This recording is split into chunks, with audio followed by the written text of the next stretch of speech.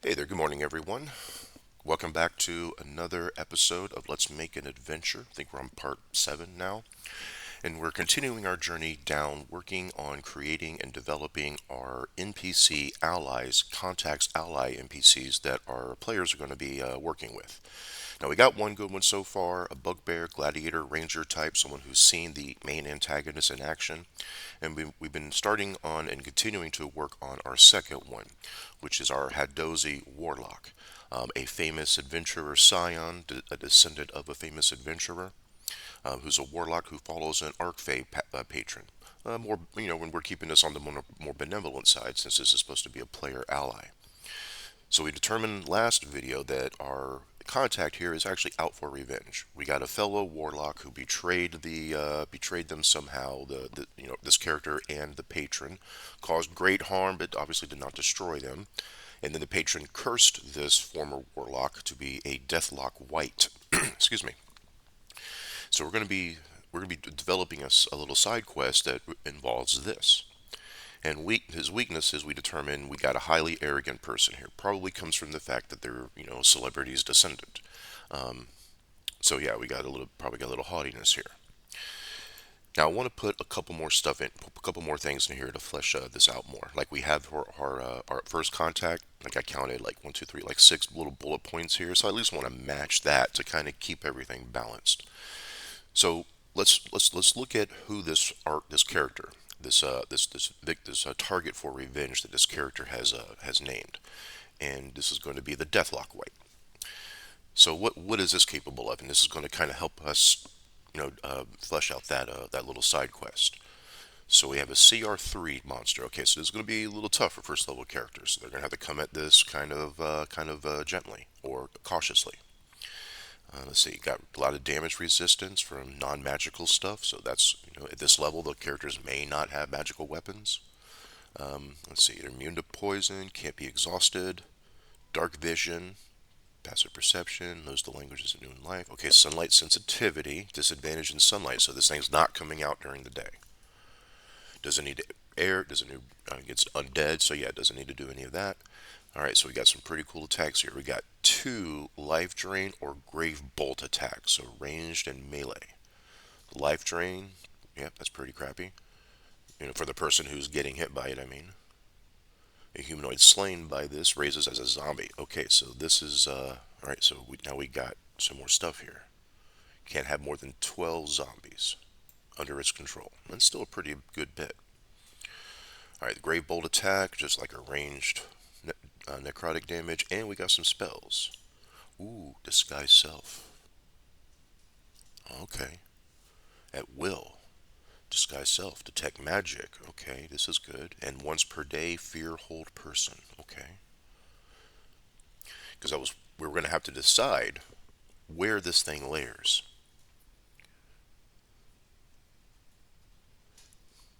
And if we have the ability to disguise self, then we can layer maybe in the city in an urban area. Because at first I was thinking, look at this thing. Obviously, this thing isn't going to, it's going to attract attention. If it's in the city, people are going to freak out. Paladins and clerics are going to come. So, but if it can disguise self and look like whatever it wants to look like, then yeah, maybe we could be in the city. Because one thing I don't want to do is I don't want to layer this monster in the jungle with where the main antagonist is. We already got some action going on out there, so let's find like this will help us develop another notable location that the players can go to. So yeah, that's what we're gonna do. We're gonna layer in the city.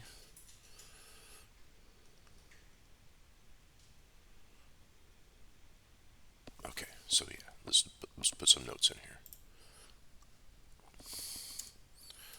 All right, so the Deathlock White layers somewhere in the city, uses disguise self at will to alter its appearance. So that's pretty handy for a bad guy hanging out. Alright, and let's see. Can control up to 12 zombies, people it's killed with its drain life.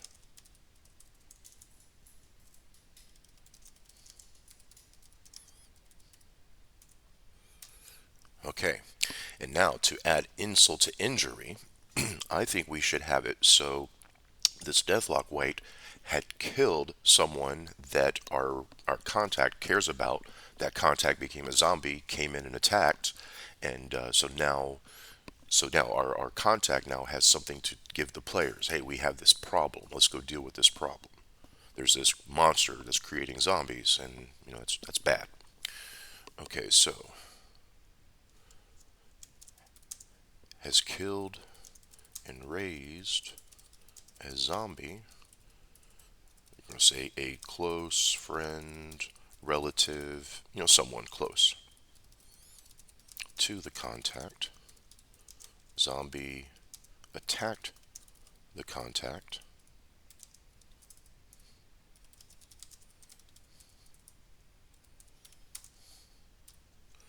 And this is going to provide us kind of like an urban based, kind of like Scotland Yard type game. You're trying to find someone in a city who can change their appearance at will. So you got to piece clues together to try to find where they are. Now, if the players can locate that thing during the day, then it's going to stay indoors. As long as it stays indoors at the sunlight, it won't be a disadvantage. But that's still going to put it at a tactical disadvantage as far as not being able to move about.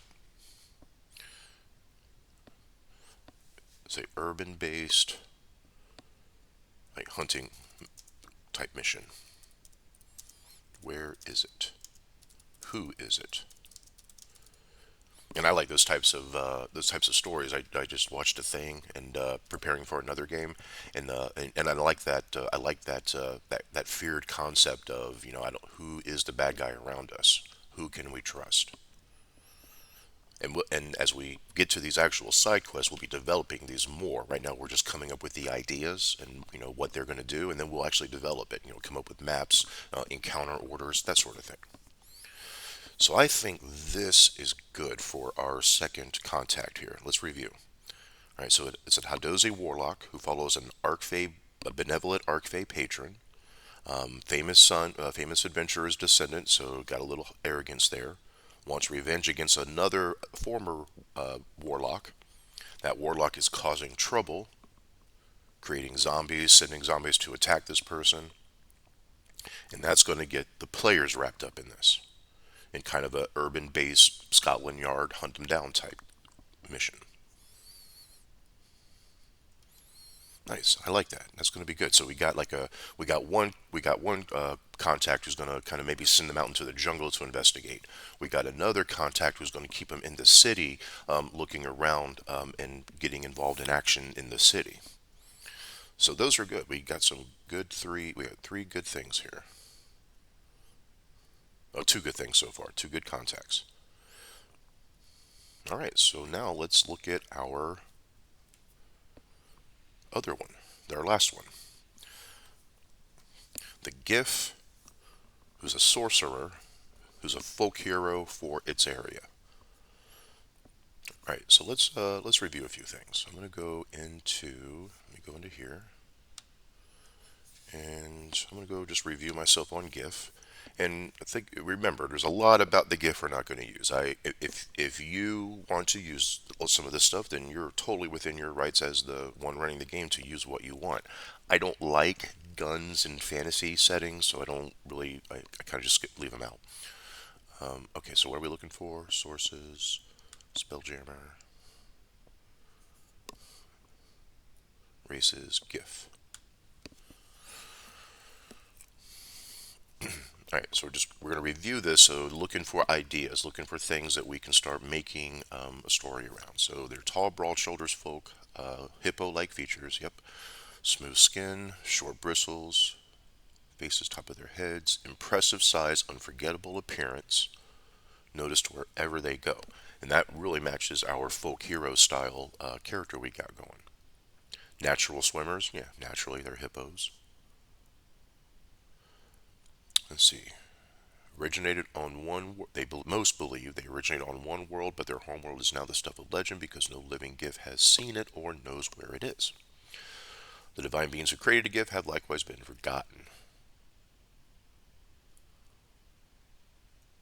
Drawn to the astral plane, because on some level they remain connected to their gods.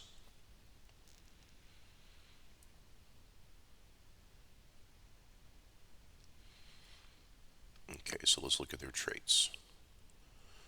Medium, humanoid, 30 feet, swim for 30 feet, astral spark. When you hit a target with a simple or martial weapon, you can cause the target to take extra force damage equal to your proficiency bonus. Okay. Firearms mastery, yep, we're throwing that out. Hippo build, you have advantage on strength-based ability checks and saving throws. You count as one size larger, so the size is a big thing. Okay, alright, so knowing that, let's go look at Folk Hero.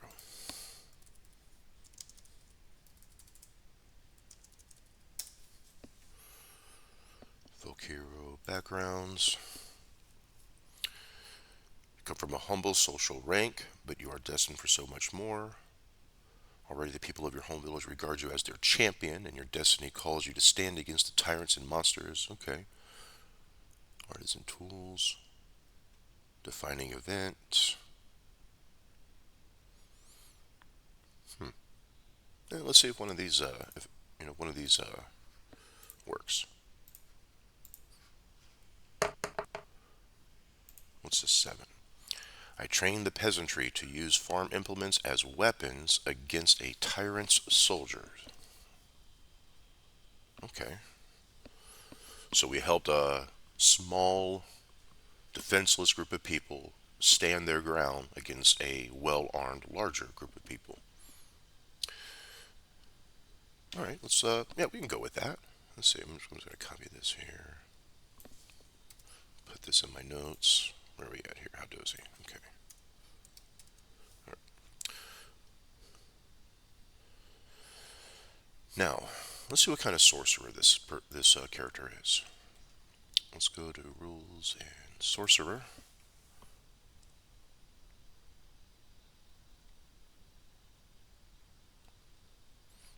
Okay. Aberrant Mind, Clockwork Soul, Divine Soul, Draconic, Lunar, Shadow, Storm, Wild.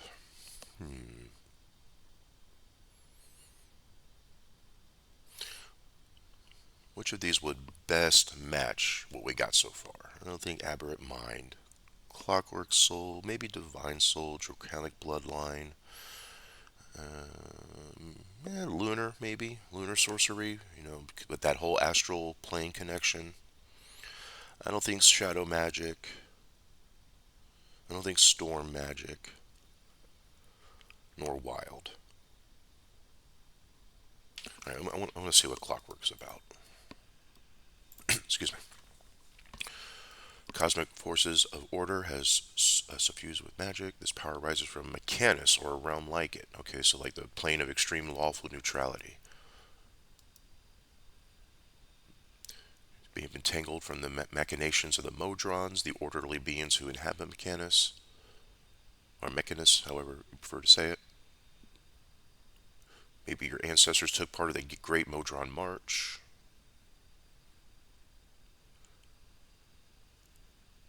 Okay, I'm leaning on this one because we have a connection to like the outer planes and the gift, and he already has this astral spark. So I'm leaning on this one, but I want to look at the others too.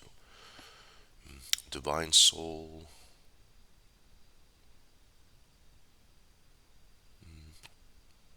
Lunar. Let me look at Lunar. The moon is revered as a celestial body with magical properties. On Kren, the gods of magic are associated with the three moons. The god of Toril uses moonlight to battle darkness. Being exposed to the concentrating magic of the moon or moons on your world. Now I'm going to pass.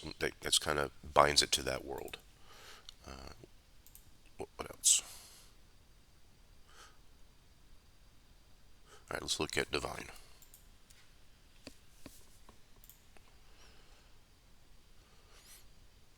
The spark of magic that fuels your sorcerer comes from a divine source that glimmers within the soul. Having such a blessed soul is a sign that your innate magic might come from a distant but powerful, familiar connection to a divine being.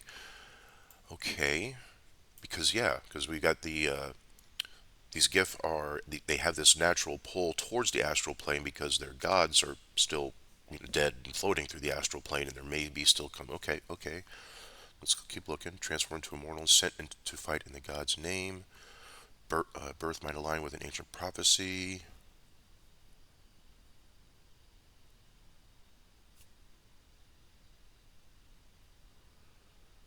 As an outsider, oh yeah, the threat to religious hierarchies. Oh, I like that concept. An outsider who commands sacred power, they could undermine the existing order. So like the clerics are like, whoa, whoa, this is our lane here.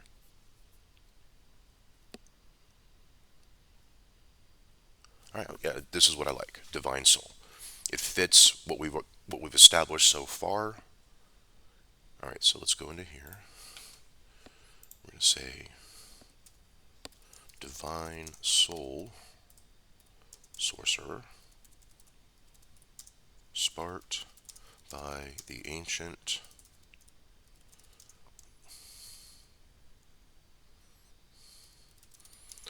dead slash dormant gift gods floating about the astral.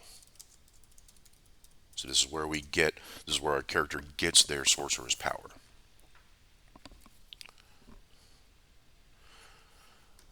All right, so the next thing we have to get to is we gotta kind of define this out a little bit. I trained the peasantry to use farm implements as weapons against a tyrant's soldiers. So there's going to be that means that in this region there has to be a section where we have maybe a town and some villages that are maybe on borderlands of like a knight or something, or like this would be tyrant, and our GIF hero is helping these simple folk stand against these soldiers. So that's who we're going to have to kind of decide next is who are these soldiers, what do they want, and how did this GIF help help the villagers or townsfolk stand against them. Now we're going to have to we'll work on that next session, but I think we got a good progress here. We got two full, pretty well fleshed out NPC contacts for our characters to go to. And as we flesh them out, we're also going to have to think of bits of information that they could relay to the characters. Because it's not just a meet character, click on character, accept quest type thing, but there's also things that maybe this character can explain to the PCs, clues they can give to the players. We got to kind of think through that as well. All right, friends. Well, that's it for now. I hope you enjoy a wonderful day. It's really cool out. There won't be a session for the Frozen Heart. Last night it was Halloween, so people were doing Halloween stuff. So we're gonna be picking that up again next Tuesday. So have a great day. See y'all later.